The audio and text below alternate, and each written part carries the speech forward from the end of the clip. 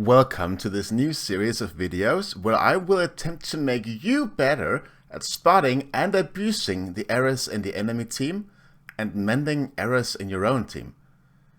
In this first installation, we're doing it from the point of view of a physical assassin. It is commonly believed that physical assassins fall off late game, lose automatically to tanks, and can't do anything unless they get fed and find lone opponents to feast on. Before picking a physical assassin, make sure your team can cover the magic damage side of the spectrum. Otherwise things will get very difficult in your fight for victory and glory. So in this game, I picked Kha'Zix top as Teemo has a hard time dealing with ability focused assassins. Throughout the game, the enemy team made no efforts to stop me from getting fed. That means they bought little to no armor. So in response, I could keep buying lethality to snowball myself out of control. I would not recommend doing this without first looking at the opponent's items, since armor devalues lethality immensely. If the enemy team gets any meaningful amount of armor, you should adapt accordingly, and I will help you on how to adapt later in the video. So I will have a nice chart available throughout the video. If you focus on the screen, you'll see that I'm adding items onto it. I will sort the items into anti-squishy, anti-magic, anti-physical, and anti-tank. And I will add items onto it as we continue. Alright, let's get into the heat of things. For your mythic items, you can choose between Duskblade of Drakthar and Prowler's Claw. But only if it's unlikely for the enemy to buy armor. Do note that the more magic damage you have on your team, the more effective these items will be, since the more magic damage you have, the more likely for the enemy to focus on magic resist.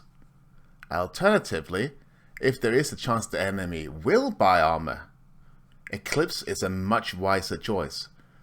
If, let's say, an enemy has 200 armor, which is not uncommon, removing 48 with Eclipse does more for your damage than removing 18 with Duskblade or 46 with Prowlers. Every piece of armor beyond that on the enemies will make Eclipse outshine the other items more and more. Up until around 180 armor though, Prowler will yield the highest damage increase. For your boots, I recommend plated steel caps if the enemy has 4 physical champions, since the 20 armor alone will increase your survivability by roughly 10%. And, remember this, surviving 10% longer means that you get to do your damage 10% longer. If, on the other hand, the enemy has a lot of crowd control or magic damage, Mercury Threads would be the better option for similar yet opposite reasons. You may also go with Lucidity or Berserkers if the enemy team has roughly an equal amount of both physical and magic damage. For the remaining 4 slots, you have a lot of options, and I do mean a lot. If you find yourself dominating your lane, you can pick up the Sanguine Blade to further capitalize on your lead. Just be careful if the enemy jungler has it out for you. For the instant there are 2 enemies near you with this item, you lose the insane benefit of the item, so you might want to consider backing off if that does happen.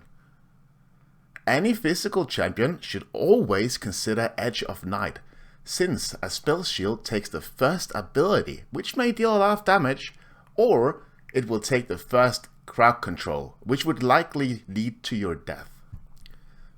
Maw of Malmortius, Spirit Visage, and Silvermere Dawn are your options for mitigating magic damage.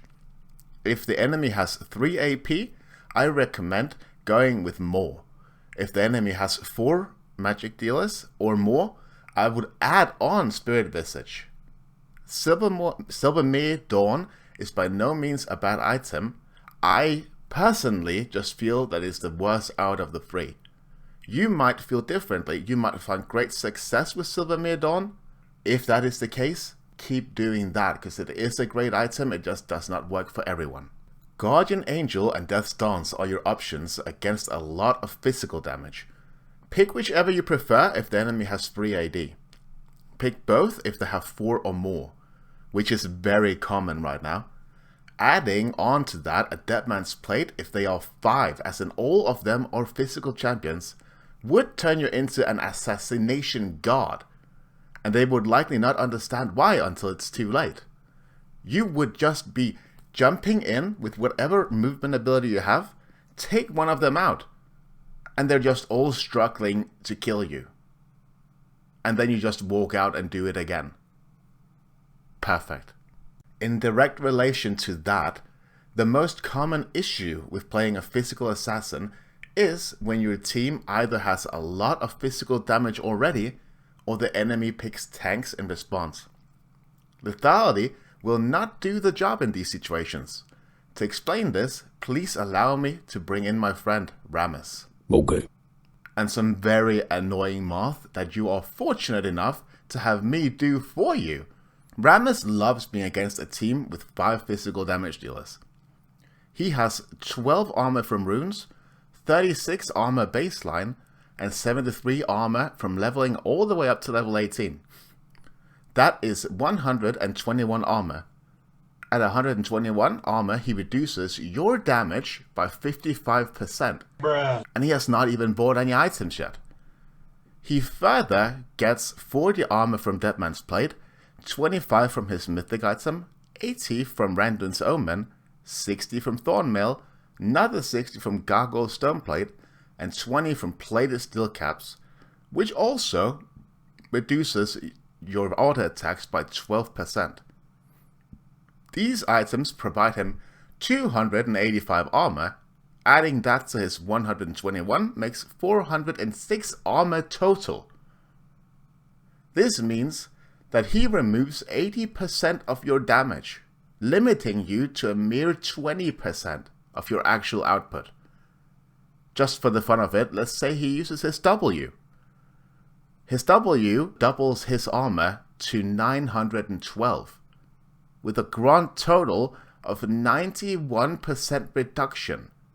You're doing less than 1/10 of your damage during his W. But that was just an absurd scenario. His W is not going to be up all the time, so let's stick to the 80% that a lot of tanks will get if you decide to be 5 AD on the same team. If that is the case, you have to deal with this yourself. No one is going to come and save you. The others can't magically become magic damage. The ADC is not going to go AP for you. This is where Serylda's Grudge and Black Cleaver come into play. Depending on the champion you're playing, you have to get the one that fits you the best, and then strongly consider the other one. Removing 18 armor with any given lethality item will not even give you 2% damage. But removing 30% of his armor, that will boost your damage. And that's by 9%. That's almost 5 times more than that serrated deck. If you combine this with both Eclipse and Black Cleaver, you're removing another 24%, and then another 24%. So after the 30% from Serylda's, the end result will leave him at 163 armor, which is barely any higher than his base armor, leaving him at 62% damage reduction. With 3 items, you have removed almost all the armor he got from his 6 items, so while your team is only doing 20% of their damage to him, you do a whopping 48%, which is around what you should be doing late game to even squishies. Chempunk Chainsword is your option for dealing with a team that has a lot of healing. Imagine the enemy has a Yone, they have a Samira, they have a Yuumi, and for some reason they have a Soraka mid. You need to get this item. Otherwise they're just going to out-heal the damage you do. Reducing their healing by a lot makes them easier to kill, meaning you do more damage. And it will surely grant you victory if you buy this in the right circumstance. Youmuu's Ghostblade, Serpent's Fang, and Umbral Glaive all have lethality, and I know you want me to address them because of that. Youmuu's is a great choice if your enemy has no armor and their carries have a tendency to be out of position, so that you may reach them faster. Serpent's Fang is very niche, however, in that it counters shields, so in those rare situations where the enemy has a lot of those, you should definitely get it. Umbral Glaive is mostly useful in the jungle to clear wards, but late game it can be a great asset to your team even if you find yourself laning as a physical assassin, so that late game you can clear those pesky wards. Sterak's Gage and Ravenous Hydra are both great filler items. If you are uncertain on what to buy later on in the game, the Hydra gives Omnivamp, allowing you to heal with your abilities and your auto attacks, and it adds a small area of effect to everything you do. So suddenly, you're pretty decent in a team fight despite being an assassin. Sterak's is not too bad either, but if your front line are not engaging, this gives you the glorious benefit of being able to be the one to engage and be the one to call the shots. However, guys, this was it for this video. I hope you enjoyed. I hope you learned. If there's anything I can do to improve, please do let me know. I will be working on more of these videos. Thank you so much for coming. I again hope you enjoyed. Farewell.